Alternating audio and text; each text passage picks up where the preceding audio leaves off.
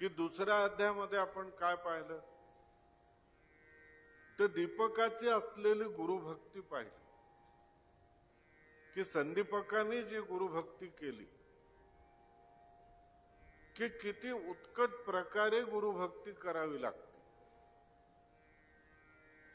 मग त्या गुरुभक्तीला मग काय होतं की तिथं प्रत्यक्ष परमेश्वर येतो, काय हवं ते माग म्हणतो। पण आपण तिथं पाहिली उत्कट गुरुभक्ती। त्याच्यानंतर आपण काल पाहिला रजक की रजकाचा सरळ भाव, सरळ भक्ती, त्या भक्तीच्या बळावर त्याला राज्यपद मिळालं। त्याच्यानंतर आपण ज्या वेळेला या अध्यायाकडे, या 16व्या अध्यायाकडे ज्या वेळेला आपण येतो त्यावेळेला आपल्याला इथं काय शिकायचंय तर हा अध्याय आपल्याकरता सगळ्यात महत्वाचा आहे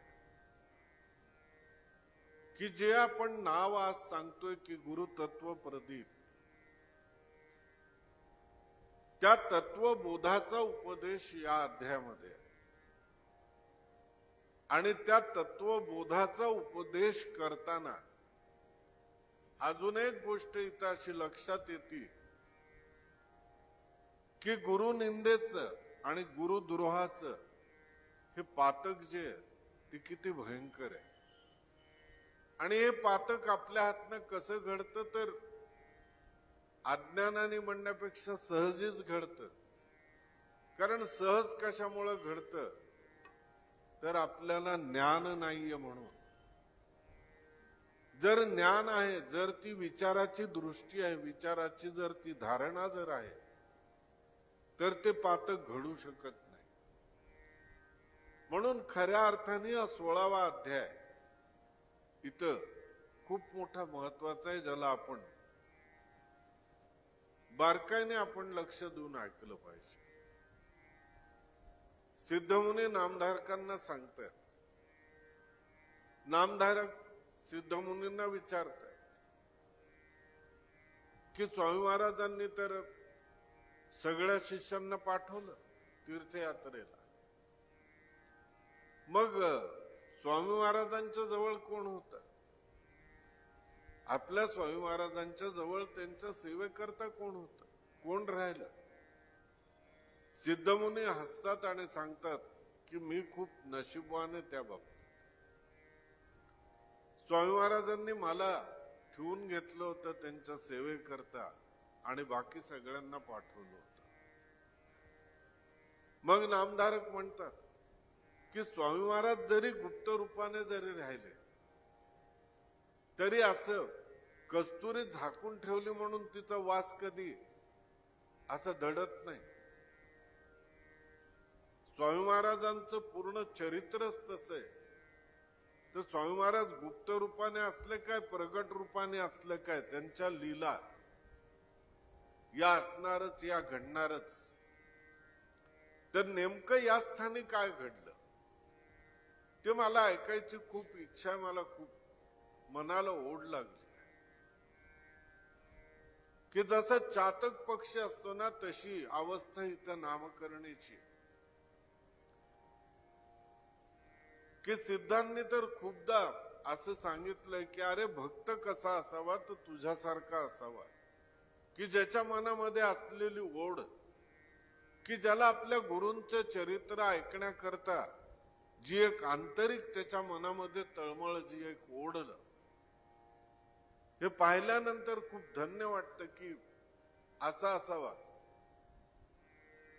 मग या पद्धतीने सिद्धांनी त्याला सांगायला सुरुवात केली, अरे ऐक ऐक, मी सगळंच सांगणार आहे तुला।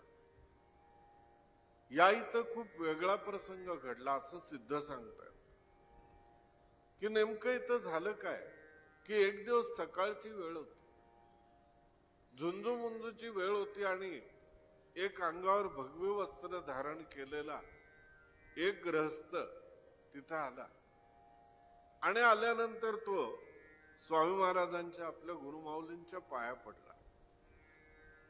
पाया पडला, दर्शन घेतलं आणि त्यांना सांगितलं की आपण मला शिष्य म्हणून माझा स्वीकार करा आणि आपण माझे गुरु. स्वामी महाराजांनी त्या माणसाला नखशिकांत निहाळलं, त्याला पाहिलं. त्याच्या अंगावर भगवे कपडे होते, सगळं होतं. मग स्वामी महाराजांनी त्याला विचारलं, अरे तुझ्या अंगावर हे जे भगवे कपडे आहेत, हे तुला कोण गुरु भेटल्याशिवाय तू मुनी झालास का? हे कसं होऊ शकलं? तुला कोण ना कोण गुरु म्हणून सापडलं, त्यावेळेलाच तू या अवस्थेपर्यंत आलास. मग त्याला लक्षात येतं की आपली चोरी पकडलेली आहे. मग तो काय करतो की तो सगळं सांगायचा प्रयत्न करतो. तो म्हणतो, महाराज तुम्ही म्हणता ते खरंय, पण अडचण अशी झालेली आहे की मी ज्या ओढीने,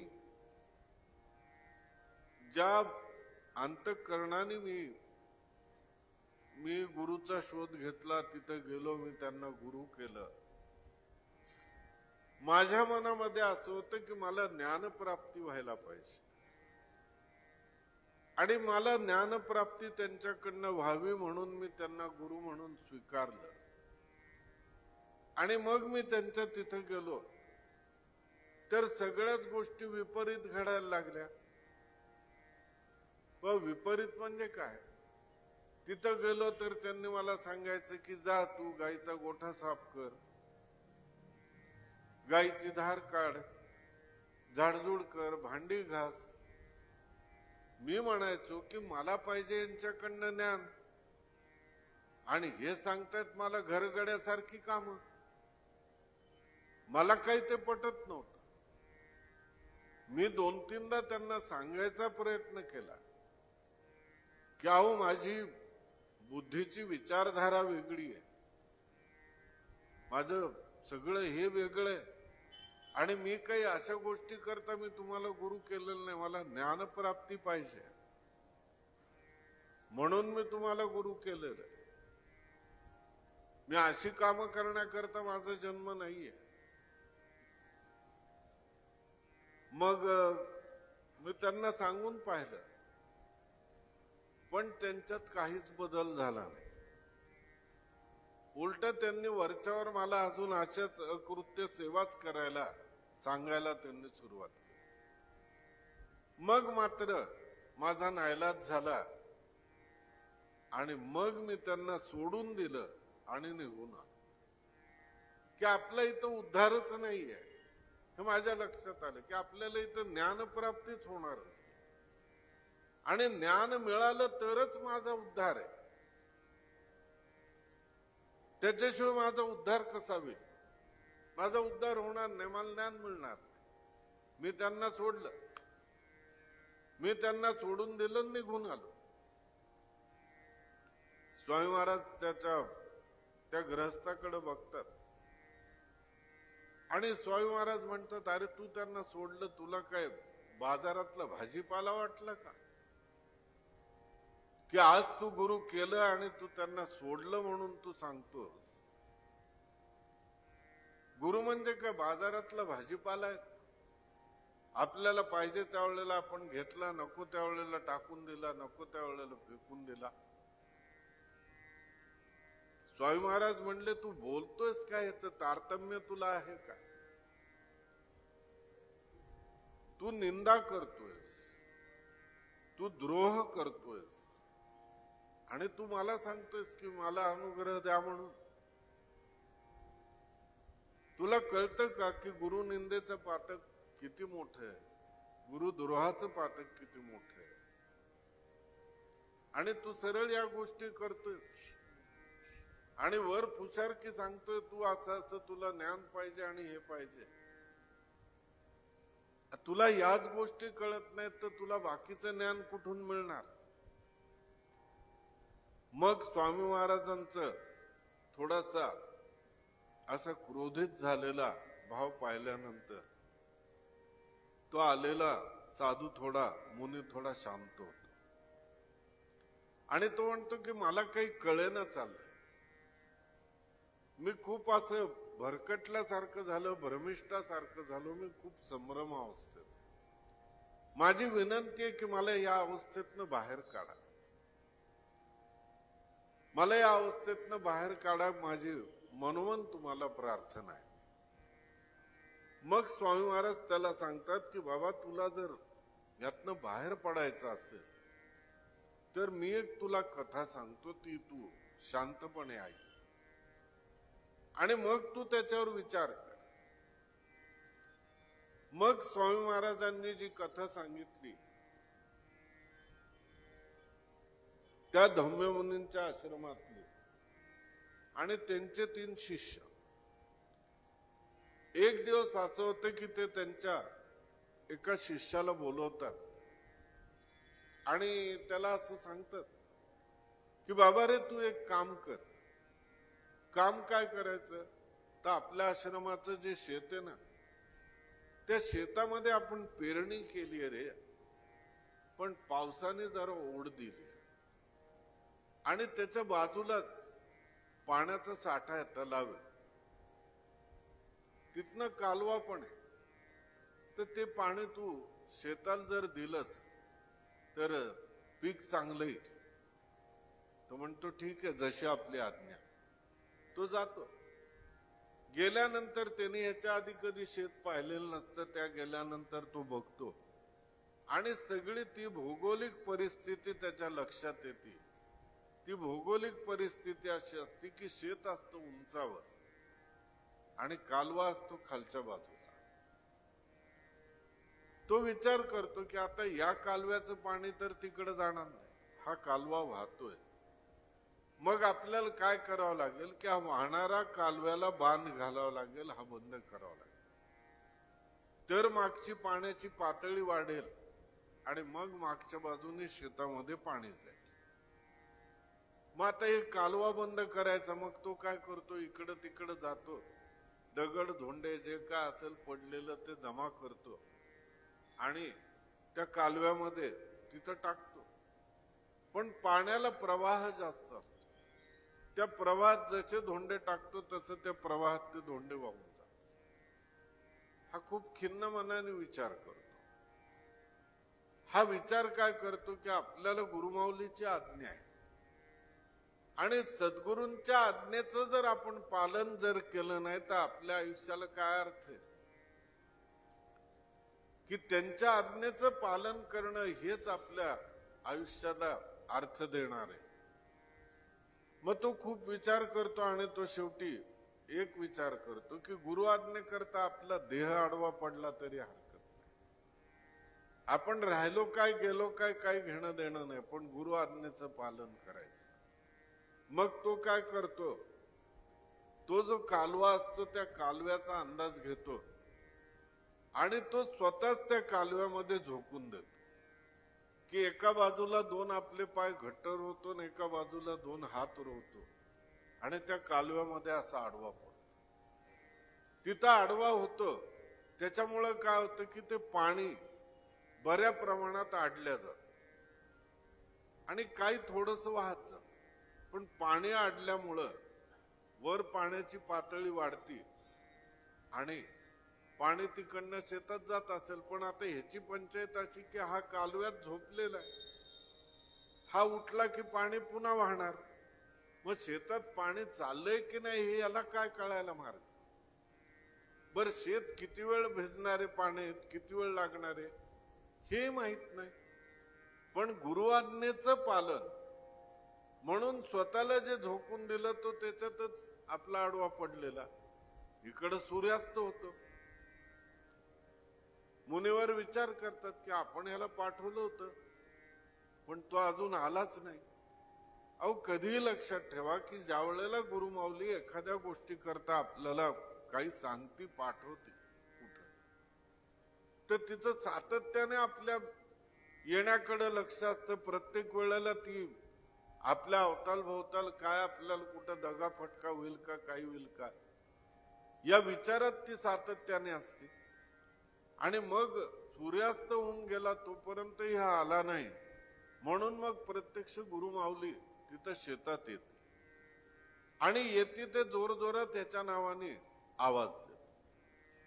मग याच्या कानावर तो आवाज येतो आणि हा मग त्यातनं त्या कालव्यातनं उठतो, बाहेर येतो आणि गुरुमाऊली बघते की शेतात सगळं पाणी जाऊन शेताला पूर्ण पाणी मिळून परत शेतातनं बाहेर पाणी वाहतंय. ते फार संतुष्ट होतात धोंडू आणि याला हा बाहेर आल्यानंतर याला घट्ट आपल्या छातीशी धरतात आणि त्याला सांगतात की ब तुला जे हवं ते सगळं मी तुला आज दिलं, मी खूप तुझ्या या सेवेवर संतुष्ट आहे. असं म्हणून त्याला सगळं काही, सगळ्या विद्या, सगळ्या कला, सगळं त्याला एका क्षणात तिथं सगळं त्याला देतं. कारण हे फक्त कुणाला शक्य आहे, तर हे ताकद फक्त सद्गुरूंमध्ये, ही फक्त सद्गुरूंमध्ये, बाकी कुणामध्येही ही ताकद नाही. हे बाकी दुसरं कोणही करू शकत नाही. म्हणून आपण आपल्या आयुष्यामध्ये सातत्याने एक गोष्ट प्रयत्न केली पाहिजे. ती प्रयत्न तो कुठली ती गोष्ट, तर गुरुकृपा आपल्याला कशी मिळवता येईल याचा प्रयत्न आपण सातत्याने केला पाहिजे. मग इथं त्याला सगळं मिळालं. मग आश्रमात आले. मग काय केलं धम्म मुनींनी, आपल्या दुसऱ्या शिष्याला बोलावलं आणि त्याला सांगितलं की अरे बाबा एक काम कर, यांनी खूप महत्प्रयासाने शेतीला आपल्या पाणी दिलंय, आता पीकही खूप चांगलं जोमात आहे, तर मला असं वाटतं तू आता जा तिथं पिकाचं राखण वगैरे कर व्यवस्थित सगळे, आणि नंतर पीक झालं की कापणी वगैरे करून खळं वगैरे करून तर तू जाऊन आधी शेताचं राखण नीट कर. मग तो शिष्य आहे तो शेतात राहतो, सगळी राखणी व्यवस्थित करायची, निंदण खुरपण सगळं होता होता पीक मोठं होतं आणि हा सगळं कापणी वगैरे करतो, मळणी कापणी खुडणी, नंतर खळं हे ते सगळं करतो आणि येतो आश्रमात आणि सांगतो की आपल्याला असं असं इतकी खंडे आपल्याला धान्य झालेलं आहे, पुढं आज्ञा काय. त्यावेळेला ते काय करतात की बाहेर बोर्ड दाखवतात. बाहेरच्या बाजूला एक गाडा असतो आणि त्याला एक रेडा जुंपलेला असतो. गाडा असतो आणि एकच रेडा जुंपलेला असतो आणि त्याला सांगतात की हा घेऊन जा, हे घेऊन जा आणि याच्यात ते धान्य भर आणि आश्रमात घेऊन ये. तो बाहेर येतो, एका बाजूचं जू मोकळं असतं, त्यालाही नेमकं काही कळत नाही. तो आपलं तसंच घेऊन येतो. आल्यानंतर ते धान्य सगळं त्या गाडीमध्ये भरतो, रेड्याला एका बाजूला जुंपतो आणि दुसऱ्या बाजूने स्वतः तो गाडा ओढायला सुरुवात करतो. गाडा काही अंतर थोडं पुढं चालत येतो आणि पुढे एका रानामध्ये ओल असते, त्या ओलीमध्ये ते चाक फसतं आणि जसं चाक फसतं हा फक्त ढकलत असतो, रेड्या एका बाजूला त्याचं जू असतं अडकवलेलं. रेड्याची ताकद तिथं खूप लागायला लागते, रेड्याच्या गळ्याला फास पडायला लागतो. याच्या लक्षात येते आपली चूक की आपण रेड्यासारखं स्वतःला जोडून घेतलेलं नाही, आपण जू आपल्या मानेभोवती अडकवलेलं नाही. मग हा काय करतो की ते जू आपल्या मानेभोवती अडकवतो आणि रेड्याच्या बरोबरीने तो ओढायचा प्रयत्न करतो. पण शेवट असं आहे की रेड्याची ताकद कुठं आणि माणसाची ताकद कुठं. आणि तसं करताना याच्या गळ्याला ज्या वेळेला फास लागायची वेळ येते, फास लागल्यासारखं होतो. अंतर्ध्यानाने हे सगळं गुरुमाऊलींना कळतं आणि गुरुमाऊली शीघ्रतेने तिथं येतात आणि आल्याबरोबर आधी याची मान मोकळी करतात आणि याच्यावर संतुष्ट होऊन याला सांगतात की तू हवं ते माग, तुला सगळ्या गोष्टी तुला मिळाल्या, तुला पर कुठल्याही गोष्टीचं काळजी करायचं काही कारण नाही. झालं. अशा रीतीने या दुसऱ्या शिष्याचाही तिथं उद्धार होतो, त्याचं कल्याण होतं. मग एक तिसरा शिष्य आश्रमात असतो. हा जो तिसरा शिष्य जो असतो याचं लक्षण थोडस वेगळं असतं. लक्षण वेगळं म्हणजे असं की त्याला काय असते की त्याला आवड असते, त्याला खाण्यापिण्याची आवड चांगली असते. त्याला म्हणजे बाकीच्या गोष्टीपेक्षा त्याला खाण्यात त्याच्यात रस त्याला चांगला असतो. आणि त्याच्यामुळे काय होतं की त्याचं शरीरही सुदृढ असतं. आणि यांना असं वाटतं की नाही, एवढं सुदृढ शरीर या वयात त्याचं कामाचं नाही, तर हा थोडा शरीराने उतरला पाहिजे. म्हणून मग ते काय करतात की त्याला बोलवतात धौम्य म्हणून आणि त्याला सांगतात की बाबा रे, एक काम करायचं तू उद्यापासून आपल्या ज्या काही सगळ्या गायी आहेत, आपली जी गुरंढोरं आहेत, ही सगळी घ्यायची आणि यांना चरायला न्यायचं, यांना रानात चरायला न्यायचं आणि या पद्धतीने तू उद्यापासून काम करायचं. तो म्हणतो ठीक आहे, जशी आपली आज्ञा. सकाळी उठतो, सगळी गुरंढोरं घेतो, जातो रानात जातो. जसं दुपारची वेळ येते, माध्यान्ह येते, सूर्य डोक्यावर येतो, याच्याही पोटात कावळे ओरडायला लागतात. मग हा काय करतो, पुन्हा ती सगळी गुरंढोरं घेतो आणि आश्रमात येतो, आश्रमात बांधून टाकतो आणि आश्रमात प्रसाद घ्यायला बसतो. धौम्य मुनी बघतात, ते म्हणतात अरे तू कस काय आत्ता आला? तो म्हणतो तुमची आज्ञा काय होत, तुम्ही सांगितलं की जा रानात, गुरं घेऊन जा, तिथं त्यांना चरायला घेऊन जा. मी चरायला नेलं आणि त्यांना घेऊन आलो. मग यांच्या लक्षात येतं की आपण याला जसं सांगितलं तसं याने तंतोतंत पाळलेलं, की आपण याला असं शब्द वापरलेला नव्हता की सूर्यास्ताच्या वेळेला घेऊन ये. मग ते सांगतात की अरे बाबा, गुरं रानात चरायला न्यायची म्हणजे असं नसतं, सकाळी न्यायची आणि सूर्यास्ताच्या वेळेला ती घरी आणायची आश्रमात. तो म्हणतो ठीक आहे, उद्यापासून तसं करेन. दुसऱ्या दिवशी सगळी गुरं नेतो रानात.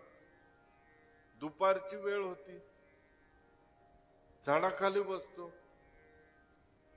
जसं सूर्य डोक्यावर येतो तसं पोटात कावळे ओरडायला सुरुवात होती की आता काय खायचं, भुकेने कासावीस होतो.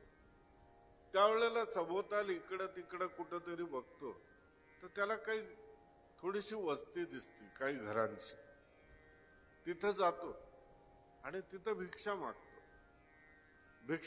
त्याला भिक्षा मिळते, ती भिक्षा घेऊन येतो, झाडाखाली बसतो, यथेच्छ भिक्षा सेवन करतो, एक झोप काढतो आणि सूर्यास्ताच्या वेळेला सगळी गुरं घेऊन आश्रमात जातो. या पद्धतीने एक 8-10 दिवस जातात. 10 दिवस झाल्यानंतर धौम्य मुनी विचार करतात की काय याची भानगड काय, की आपण सकाळी जाताना याला काही भाकरी बांधून देत नाही, न याला घरी काय आपण खायला घालत नाही आश्रमात, आणि संध्याकाळपर्यंत हा दिवसभर उपाशी राहिल्यानंतर ह्याच्या वजनात कुठेतरी थोडा बहुत काहीतरी फरक पडायला पाहिजे ना. हा काहीच न पडता जशाला तसा आहे. नेमकं काय कारण काय, ह्याचं रहस्य काय? तर ते त्याला विचारतात की अरे काय तुझं शरीर लक्षण काय, की तुझ्या शरीरात बदल कस का नाही? तो म्हणतो गुरुमाऊली, मी काय करतो, दुपारच्या वेळेला तिथं घर आहे, तिथं जातो, भिक्षा मागतो, ती भिक्षा खातो, आराम करतो, संध्याकाळी आल्यावर इथं आश्रमात खातो. काय कसं कमीच नाही, कशाला फरक पडेल काय? ते म्हणतात अरे पण मूर्खा, तुझ्या हे लक्षात येतं का की गुरूंना समर्पण केल्याशिवाय तू खातोस कसं? की आपण आपल्या सद्गुरूंना समर्पित करायला पाहिजे, समर्पण करायला पाहिजे, हे तुझ्या लक्षात येतंय का? आता मला सांगा की ही गोष्ट सुद्धा ही त्याच्याही लक्षात येत नाही ना आपल्याही लक्षात येत की आपल्यापैकी काही जण असे असतीलही की जे समोर आपल्या ताट आल्यानंतर आधी मनोमन डोळे झाकून आपल्या सद्गुरूंना समर्पित करत असतील आणि मग म्हणत असतील की तुम्ही जेवणे शेषा आम्हासी द्यावा, की बाबा आधी तुम्ही घ्या, मग तुमचा शेष म्हणून मी घेईन. समर्पणाचा भाव हा सगळ्यात श्रेष्ठ आहे. गुरुभक्ती करताना गुरु शिष्य याच्यामध्ये समर्पण जर नसेल तर काहीच अर्थ नाही. मग यातनं नेमकं काय, तर समर्पणाचा भाव हा लक्षात आला पाहिजे. मग इथं काय केलं त्यांनी, दौम्यने सांगितलं की अरे तू असं कसं घेऊ शकतो, तू त्या आधी मला आणून दिलं पाहिजे, मला इथं समर्पण केलं पाहिजे. तो म्हणतो माझी चूक झाली, उद्यापासून असं होणार नाही. तुम्ही बघा पण गुरु आज्ञेचं पालन कसं तंतोतंत हा करतोय. मग दुसऱ्या दिवशी भिक्षा मागतो आणि भिक्षा सगळी आणून आश्रमात देतो. आश्रमामध्ये भिक्षा देतो आणि निघून जातो. परत जातो, गेल्यानंतर पोट कुठं स्वस्त बसू देत. हा म्हणतो चला परत जाऊ भिक्षेला. परत भिक्षेला जातो. मग दुसऱ्या वेळेसची भिक्षा मागितलेली मात्र स्वतः खायची. पहिली आज्ञेनुसार नेऊन द्यायची, समर्पण केलं.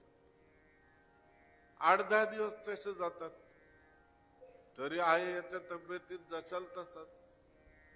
दौम्य मौनी पुन्हा विचारतात अरे नेमकं काय तुला आईने तुझं असं काय दिलं लहानपणी. तो म्हणतो काय नाही, तुम्ही जी आज्ञा दिली, भिक्षा मागतो तुम्हाला आणून देतो, तिथं परत गेलं की मी परत भिक्षा मागतो, ती मी खातो. ते म्हणतात अरे गुरु आज्ञेचं पालन करणं याला काही मर्यादा आहे. मी तुला काय सांगितलं की ते इथं आणून द्यायचं. ही दुसऱ्या वेळेसची सुद्धा भिक्षा इथं आली पाहिजे. तू तिथं भिक्षा नाही घ्यायची, घेतली तरी ती इथं आणून द्यायची, तू खायची नाही त्यात. तो म्हणतो ठीक आहे उद्यापासून. मग तो काय करतो की दुसऱ्याही वेळेसला भिक्षा मागतो आणि आश्रमात आणून देतो. मग जाऊन बसतो. पण भुकेने कासावी, आता नेमकं काय करायचं. तो असा बसलेला असताना त्याचं लक्ष जातं समोर. त्याचं लक्ष जे समोर जातो त्यावेळेस ते दृश्य बघतो तो आणि त्याच्या डोक्यात एक कल्पना आहे. ते दृश्य असं असतं की गाय असती आणि गाईचं वासरू दूध पित असत. आणि गाईचं वासरू दूध पित असताना त्या वासराच्या असं थोडस तोंडा वाटेल ते ओघळत असत. ते खाली गळत असत, पडत असत. आता याला वाटतं याला तर काही अडचण नाही. मग तो काय करतो की खाली अशी ओंजळ धरतो आणि सकाळपासनं गुरं नेल्यापासनं संध्याकाळपर्यंत तो याच शोधात असतो की अशी गाय वासरं कुठं सापडते. आणि मग ते दूध प्यायचं. त्या दुधाचा परिणाम असा होतो की हा पहिल्यापेक्षा अधिक बाळसेदार गुटगुटीत दिसतो 10 दिवसांनी. ते विचारतात आता मात्र माझं विचारचक्रच काम करेना तुझ्या तब्येतीकडे पाहून, की आता दोन्ही वेळेसची भिक्षा दिल्यानंतर सुद्धा तू इतका कस काय. तर तो सांगतो, सगळं सत्य कथन करतो की नाही असं असं मी ते दूध घेत होतो. ते म्हणतात अरे तू किती मूर्ख, तुला कळतं का की ते जे दूध घेतोय तू ते उच्चिष्ट आहे, ते उष्ट आहे. आणि त्याच्याने काय होईल, तू मतिमंद होशील. उच्चिष्ट क्षीरपान कधीच न केलं पाहिजे. तुझी मती जी आहे ती कामात न जाईल, तू मतिमंद होशील. तो म्हणतो ठीक आहे उद्यापासून तेही बंद. दुपारची वेळ होती आता नेमकं काय करायचं या विचारात तो बसलेला असतो आणि समोर तो बघतो की समोर एक रुईचं झाड असतं आणि त्यातनं तो पांढऱ्या चीक पडत असतो. हा म्हणतो आता हे तर काही उष्ट नसेल, काय नसेल. हा जातो त्या रुईच्या झाडापाशी आणि तो चीक असं ओंजळीत जमा करतो आणि तो चीक पिताना चुकून त्याचा हात त्याच्या डोळ्याला लागतो आणि जसाही हात त्याच्या डोळ्याला लागतो त्याच्या डोळ्याची आगाग होती आणि त्याला सभोवतालचं सगळं दिसणं बंद होऊन जात आणि जसंही त्याची दिसणं बंद होऊन जातं त्या क्षणी मात्र तो मनातनं खूप अस्वस्थ होतो, खूप घाबरतो. तो म्हणतो आता काही खरं नाही की आता जर ही गुरंढोरं जर कुठे इकडं तिकडे गेली तर मी गुरुमाऊलीला तोंड दाखवायच्या लायकीचा राहणार नाही. कारण गुरु आज्ञेचं पालन जर मी करू शकलो नाही तर माझ्या आयुष्याला काहीच अर्थ नाही. तो पटपट गुराच्या नावाने ओरडतो, आवाज देत देत देत देत तो पुढे जायचा प्रयत्न करतो आणि त्या प्रयत्नात त्याला कळत नाही आणि तो एका विहिरीमध्ये पडतो. त्या विहिरीला कठाडा नसतो, काही नसतं, बांधलेलं नसती. तो त्या विहिरीत पडतो आणि विहिरीत पडल्यानंतर तो पूर्ण हताश होतो की आता सगळंच संपलं म्हणतो, आता काहीच अर्थच नाही म्हणतो आपल्या जीवनाला, की आपण नाहीच गुरु आज्ञेचं पालनच आपण करू शकलो नाही तर आपल्या जीवनाला काही अर्थ येण्याचा प्रश्नच नाही. इकडं सूर्यास्त होऊन जातो, गुरु अजून आलेले नाहीत, शिष्य आलेले नाही. दम्य मुनी विचार करतात, काळजीत पडतात आणि मग ते येतात राहणार आणि जसा हा दिसत नाही तसं ते जोर जोरात त्याच्या नावाने आवाज देतात आणि तो आवाज ऐकल्यानंतर हा विहिरीतनं त्यांना प्रतिध्वनी देतो. मग ते येतात, बघतात, त्याला विहिरीतनं बाहेर काढतात आणि संजीवनी मंत्र म्हणून त्याची गेलेली दृष्टी त्याला आधी मिळवून देतात. त्याला ती दृष्टी मिळवून देतात आणि त्याला सांगतात की बाबा रे, प्रत्येक वेळेला मी तुझी जी परीक्षा घेतली, तुला जी आज्ञा देत गेलो, त्या सगळ्या आज्ञेचं पालन तू व्यवस्थितरित्या केलंस आणि पुढं तू खूप मोठा नावलौकिक कमवशील, तू पुढं खूप मोठा होशील, असा त्याला आशीर्वाद देतात. आता ही कथा सगळी सांगितल्यानंतर मग तो आलेला जो मुनी असतो तो स्वामी महाराजांचे पाय धरतो आणि मग तो म्हणतो की गुरु आज्ञा पालनाचं काय महत्व आहे हे मला आज कळलं. पण मला आज असंही वाटतंय की तुम्ही मला अनुग्रह द्यावा आणि माझा उद्धार करा. स्वामी महाराज म्हणतात, अरे एक गोष्ट लक्षात घेतो की गुरु आज्ञेचं पालन हा एक भाग महत्वाचा आहे आणि ज्या वेळेला तू त्यांना गुरु म्हणून स्वीकारलंस तर तू त्यांच्या आज्ञेचं पालन करायला पाहिजे होतं. ते न करता तू त्यांचा द्रोह केलास, त्यांची निंदा केलीस आणि हे सगळं करून तू पुन्हा मला म्हणतोय की तुम्ही मला अनुग्रह द्या. अरे गुरु असा नसतो. गुरुमंत्र घ्यायचा तर तो आयुष्यात एकदाच असतो आणि तो एकदाच मिळत असतो आणि एकदा मिळाल्यानंतर आपल्याला हे ज्ञान होणं आवश्यक आहे की त्यांच्यात आणि माझ्यात काहीच फरक नाहीये. हे लक्षात ठेव की आमची शरीर भिन्न आहेत पण आम्ही तत्वरूपाने एक आहेत आणि जे कार्य करतं जे सगळं आहे त्याच्या मागचे जे आहे मूळ हे तत्व आहे की शरीर भिन्नता आहे. हे शरीर आहे, हे आज नाही उद्या जाणार आहे. हे शरीर जाईल, या शरीराबरोबर नाव जाईल. उद्या दुसरं शरीर येईल, दुसरं नाव येईल. पण यातलं जे आहे चिरंतर टिकणार, जे निरंतर आहे, चिरंतर आहे, ते काय? ते तत्व आहे, की ज्या तत्वाला गुरुतत्व असं म्हणलेलं आहे. की इथं खूप मोठा हा सिद्धांत आहे, की ज्यातनं आपल्या लक्षात येतं की आपण ज्या वेळेला आपण कुठेही जाऊ, कुठल्याही सत्पुरुषाच्या पुढे जाऊ, आपण दर्शन घेऊ, तर त्यावेळेला आपल्याला या श्लोकाची अनुभूती आली पाहिजे, आपल्याला त्याची प्रचिती आली पाहिजे. ज्या ज्या ठिकाणी मन जाय माझे, त्या त्या ठिकाणी निजरूप तुझे, मी ठेवितो मस्तक ज्या ठिकाणी, तेथे तुझे सद्गुरु पाय दो. त्या रूपामध्ये हे रूप दिसलं पाहिजे.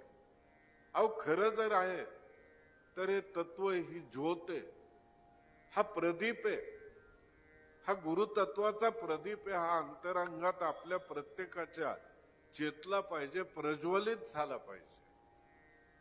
आणि हा ज्या वेळेला प्रज्वलित होईल त्यावेळेलाच खऱ्या अर्थाने आपण गुरुद्रोह, गुरुनिंदा या सगळ्या पातकांपासून आपण बाजूला सरतो. आणि हा जर प्रज्वलित झाला नाही तर आपण कधीही कुचेष्टेने, आपण सहजगत्याही आपण हे गुरुनिंदेचं पातक करत असतो. आपण सहजगत्या बोलतो की नाही बाबा हे असेच, ते तसेच, ते तसेच, हे असेच. ही निंदा, हे पातक आहे. आणि मी म्हणतो की गुरुनिंदेचं पातक, गुरुद्रोहाचं पातक, या सगळ्यापासून आपल्याला स्वतःला सांभाळता आलं पाहिजे, आपण लांब राहिलं पाहिजे. आणि खरं शाश्वत काय, शाश्वत चैतन्य काय, हे तत्व आहे. आणि या तत्वाचा प्रवाह कुठने? तर प्रथम अवतार प्रभू आणि नरसिंह सरस्वती स्वामी महाराज यांच्यापासून हे सगळं तत्व प्रवाहित झालेलं आहे. आणि हे सगळीकडे प्रविष्ट होतंय. ज्या वेळेला हे तत्व त्या व्यक्तीमध्ये तिथं प्रवाहित होतं, प्रविष्ट होतं, त्यावेळेलाच ती व्यक्ती खऱ्या अर्थाने अधिकार पदाला पोचते. त्याच वेळेला त्या व्यक्तीमध्ये अधिकार येतात, त्याच्याशिवाय येत नाहीत. कारण कसं आहे की मुकम करोति वाचालम यत्कृपा तमहम वंदे. कारण हे कधी आहे? ज्या वेळेला ते येईल, ते तत्व ज्या वेळेला अंतरंगात येईल त्यावेळेला खऱ्या अर्थाने तिथं मग प्रचिती, कार्य हे सगळंच चालू होतं. पण आपण बाह्यांगावर भुलतो. आपण बाह्यांगाचा विचार करतो, आपण अंतरंगाचा विचार करत नाही. आपण अंतरंगाचा विचार करत नाही. आपल्याजवळ संयम नसतो, आपल्याजवळ संयम नसतो, आपली थांबायची तयारी नसते. आपल्याला फक्त तुलना करण्याची घाई झालेली असते. पण आपल्याला थांबावं लागतं, कुठंतरी वेळ द्यावा लागतो. अहो कुठल्याही सत्पुरुषाची समाधी, त्यांनी समाधी घेतली, ती समाधी लगेच एका दिवसात बोलायला लागेल असं होत नाही. त्याच्यामध्ये सुद्धा चैतन्य याला वेळ लागतो.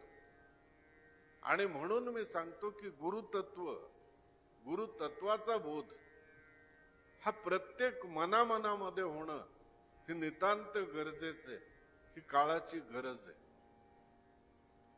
ही काळाची गरज आहे. हे जर नाही झालं तर उद्या असंख्य गुरु घर सुद्धा भाऊबंदकी सारखी एकमेकाच्या विरोधात भाया वर करून उभा राहिल्याशिवाय राहणार नाही.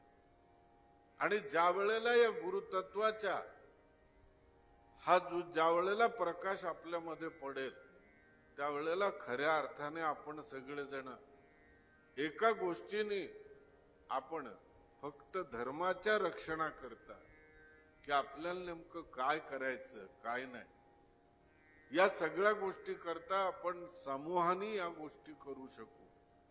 की आज या गोष्टी करण्याकरता आज आपल्यामध्ये जर आपण बाकी सगळे विचार केले की आपलं शास्त्राची जर आपण रचना पाहिली तर इतक्या जुन्या काळात लिहिलेलं, आज या गोष्टीला इतकी वर्ष झालेली आहेत की आज सगळ्या गोष्टी करताना सुद्धा आपल्याला अडचण जाते. पण आज पंचायत अशी की आपण विचारायचं कुणाला, आपण विचारायला कुणाकडे जायचं ही अडचण आहे.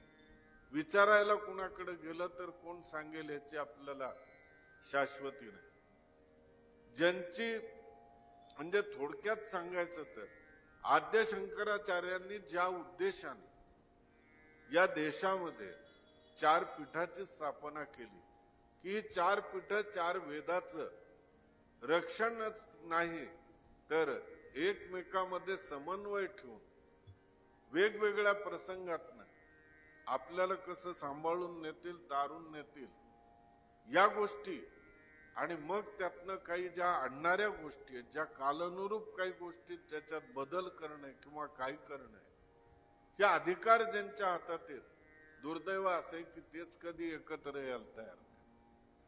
अशा परिस्थितीत आपल्यासारख्याला काय? अहो मला सांगा ना की आपण सुतक आलं तर काय करायचं, सोयर आलं तर काय करायचं? पूर्वीच्या काळी सगळ्या गोष्टी होत्या. घरात घटस्थापना झाली, घरात काही घडलं, काय करायचं, काय नाही, या गोष्टी आहेत. आज या गोष्टी आपल्याला कळत नाहीत, खूप वेगवेगळ्या चालू. या 2-3 दिवसामध्ये आपल्या काशीनगरीमध्ये काय चाललंय तुम्ही पाहिलं असेल की काशीमध्ये काय चाललंय. आपण जर बारकाईने पाहिलं तर लक्षात की काशीमध्ये असाच एक धर्मशास्त्रीय तिढा पडलाय आणि त्याच्यावरनं खूप वेगवेगळी मतांतर चाललेली. पण आता जागृत व्हायची गरज आहे ही आपल्याला, सर्वसामान्य माणसांना. आपण जागृत झालो आणि आपण हे तत्व प्रमाण मानून, म्हणजे जे आहेच आहे त्याला प्रमाण मानायचं काही वेगळं कारण नाहीये, आणि आपण जर सगळे या हिशोबाने संघटित झालो तर आपल्या समस्येचं निराकरण आपण आपल्या इथंच करू शकू. हा भाग यातनं खूप महत्वाचा आहे. म्हणून हे तत्व हे समजणं आणि अंगीकारणं, आणि अंगीकारणं म्हणजेच त्याची अनुभूती घेणं, त्याची प्रचिती घेणं हे खूप गरजेचं आहे.